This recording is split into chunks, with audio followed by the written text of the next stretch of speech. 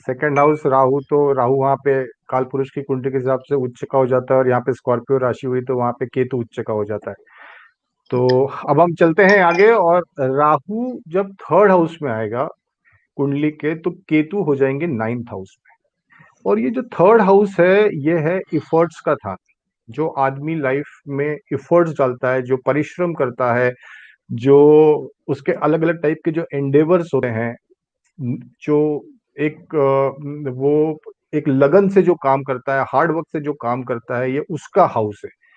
ये सिबलिंग्स का, आपके आपके छोटे भाई बहनों का भी हाउस है, ये कम्युनिकेशंस का भी हाउस है, ये एडवेंचर एक्टिविटीज का भी हाउस है, ये करेज का भी हाउस है, ये वैलर का भी हाउस है, ये रिस्क टेकिंग का भी हाउस है। ये मैं आपको थर्ड हाउस के कैरेक्टरिस्टिक्स बता रहा हूं। अब यहाँ पे राहु जैसा ग्रह आ जाए, जिसको कि चीजें चाहिए ही चाहिए हैं, वो अपने आगे किसी की सुनता नहीं है, उसमें अनबाउंडेड एनर्जी है, वो कभी थकता नहीं है। 24 घंटे वो जिस चीज पे अगर वो फोकस कर ले, उसका फोकस इतना तेज होता है कि वो उस चीज को जब तक वो पाता नहीं है, उसके वो पीछे हटता नहीं है, इतना उसका रेजर शार्प फोकस से वो काम करता है। ऐसा ग्रह थर्ड हाउस में आ जाए तो ये एक राहु की बहुत ही अच्छी पोजीशन है, क्योंकि जो राहु का गुणधर्म है, उससे ये हाउस, थर्ड हाउस, 100% मैच कर रहा है। अगर राहु यहाँ पे अच्छा बैठा हुआ है, अच्छे ग्रहों से दृष्ट है तो। क्योंकि यहाँ पे राहु उस जातक को नेवर डाई एटीट्यूड देगा। वो कभी उस जातक को हारने नहीं देगा, या वो अपनी जीवन में हार नहीं मानेगा। वो सतत प्रयासरत रहेगा जो उसको चाहिए है। और देखिए पंकज जी, अगर राहु इस घर में बैठा हुआ है थर्ड हाउस में, कंटिन्यूस एफर्ट्स कर रहा है, हार नहीं मान रहा है, वेलर है, रिस्क है, अच्छा बैठा हुआ राहु, और दूसरा केतु वहां पे नौवे घर में बैठा हुआ है, तो जब इतने एफर्ट्स कोई संसारिक जीवन में कर रहा हो किसी चीज को पाने के लिए, तो उसका भाग्य उदय होना नाइन्थ हाउस से तय है। तो बिल्कुल। जो राहु थर्ड हाउस में अच्छे इफेक्ट देगा, तो केतु वहां पे साइमल्टेनियसली नाइन्थ हाउस में भी अच्छे देगा। क्योंकि नाइन्थ हाउस होता है आपके गुरुजनों का, आपके धर्म का, आपके फादर का। और केतु वहां पे अच्छा प्लेस्ड है, तो आपके रिलेशन गुरुजनों से अच्छे होंगे, आपका भाग्य में साथ देगा, जो कि ऑब्स्टिकल्स है। तो जनरली केतु अगर गलत बैठा है नाइन्थ हाउस में, तो भाग्य में ऑब्स्टिकल्स आते हैं।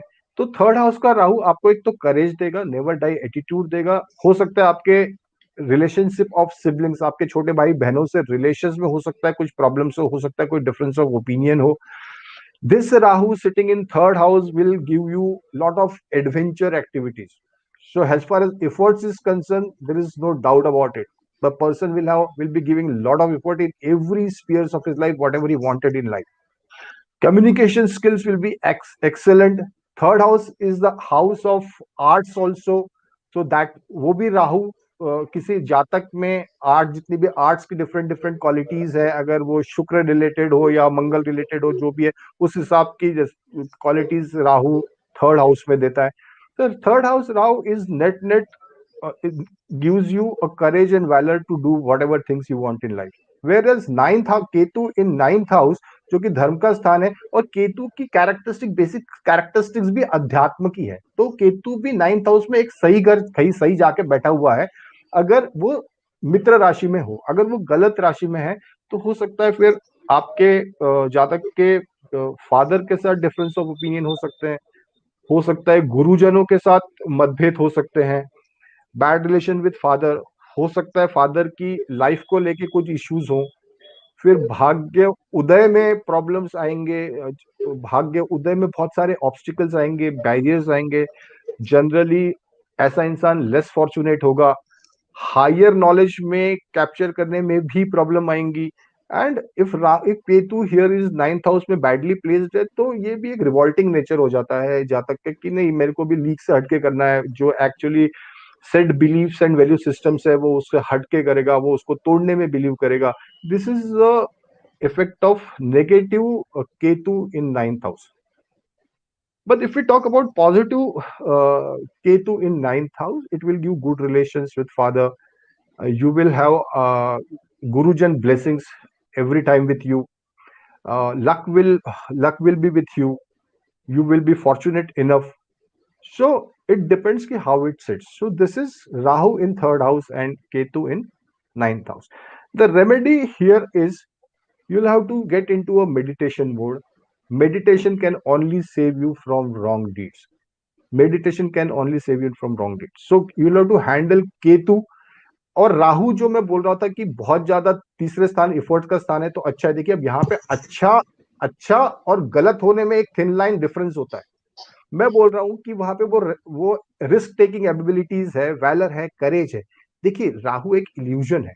हो सकता है ऐसे इंसान को ऐसा लग रहा हो कि मेरे में बहुत पोटेंशियल है, मैं बहुत रिस्क ले सकता हूं, मेरे में सब गट्स है, मैं बहुत करेजियस हूं, मेरे में एफर्ट्स का कोई प्रॉब्लम नहीं है, मैं हार्ड वर्किंग कर सकता हूं। ये हो सकता है वो ओवर कॉन्फिडेंस लेवल या इल्यूजन में भी जी रहा हो ऐसा इंसान, कि जिसको एक्चुअल अपनी पोजीशन का पता नहीं हो, बट वो इस फैंसी में रह रहा हो, कि एक इल्यूजन में रह रहा हो कि मेरे पास ये चीजें हैं।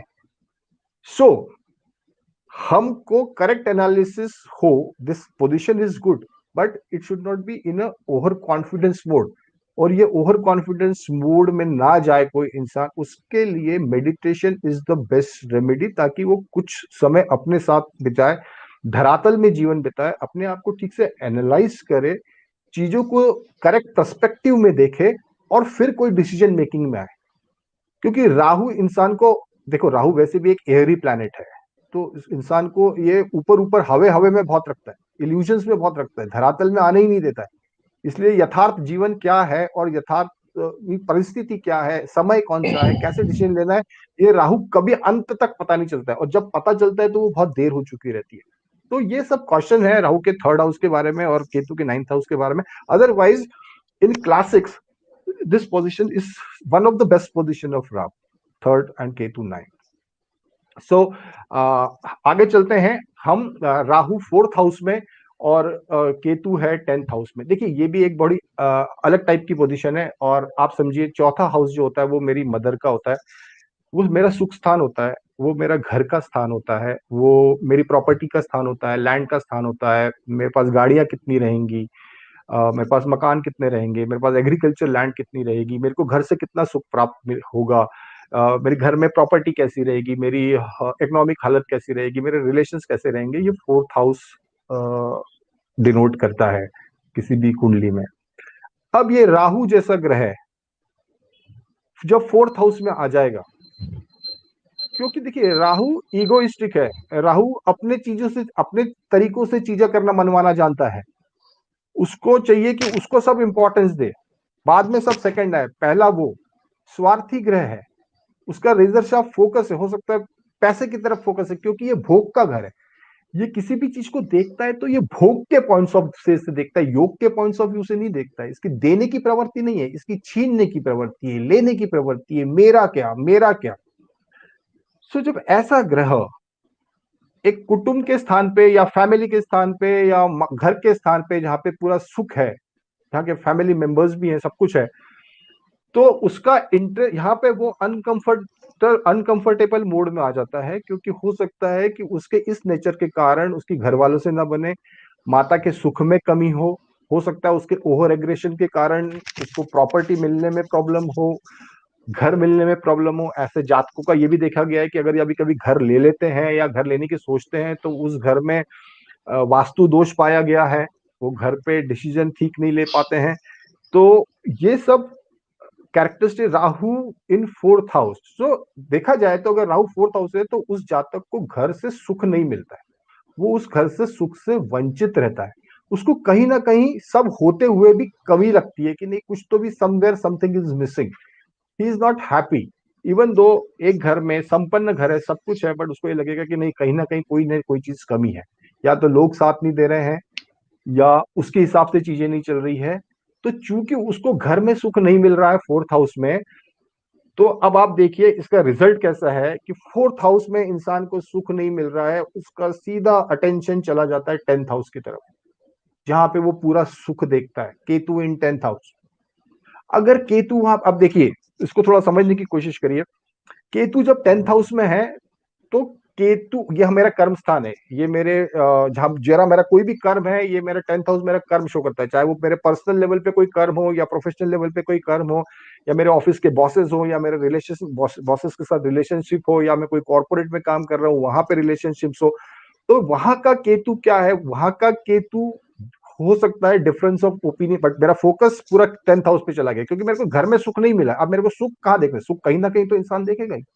तो सुख मैं देख रहा हूँ ऑफिस में, तो मैं पूरी एनर्जीज अपनी ऑफिस के लेवल पे डाइवर्ट कर रहा हूँ, चैनलाइज कर रहा हूँ। बट इस चैनलाइज में क्या हो रहा है कि मैं ओवर पैशनेट हो रहा हूँ कर्म को लेके। मैं लाइफ में ग्रो बहुत फास्ट करना चाहता हूँ, मैं सीईओ बनना चाहता हूँ, मैं बड़ी लीडरशिप रोल में जाना चाहता हूँ, भले वो पॉलिटिक्स की हो या कॉर्पोरेट लाइफ की हो, किसी की भी हो। उससे क्या हो रहा है, मेरा लोगों के साथ फ्रिक्शन बढ़ रहा है, मेरे डिफरेंस ऑफ ओपिनियन बढ़ रहे हैं, और मैं वो किसी भी कीमत पे चीजें हथियाना चाहता हूँ। केतु इन 10th हाउस, तो हो सकता है मैं फ्रॉडुलेंट एक्टिविटीज में अपने आप को इंडल्ज कर लूं, हो सकता है मैं कोई शॉर्टकट अपनाऊं, हो सकता है मैं कहीं पकड़ा जाऊं, कोई स्कैम हो जाए। Ketu in 10th house, but if it is properly channelize, the Ketu is giving you that passion to in 10th house.